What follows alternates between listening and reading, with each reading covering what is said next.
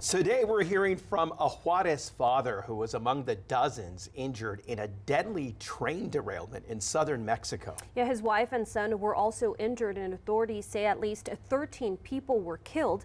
KFOX 14 News at 9's Jordan Salas joins us in the studio with what that man says happened inside the train car. Juan Manuel Iglesias Lopez says what was supposed to be a routine journey home from a missionary trip turned into disaster when the train he and his family were on derailed in southern Mexico.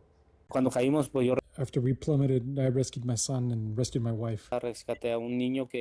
We rescued people until I was exhausted. There were a lot of people hurt, screaming, but we needed to get people out because the risk was that the other train wagons could fall and kill us. Juan Manuel Iglesias Lopez tells me he's a pastor at a church in Juarez. He says he and his family were traveling from a missionary trip in southern Mexico when the train he was on derailed on Sunday. It happened on the Interoceanic Train line near the Oaxaca-Veracruz border. Lopez says the train car turned into chaos in a matter of seconds when it derailed. What I can tell you is that the train wagon fell 15 meters down a ravine. It rolled until it hit the bottom, and all our luggage flew and bounced around like dangerous projectiles.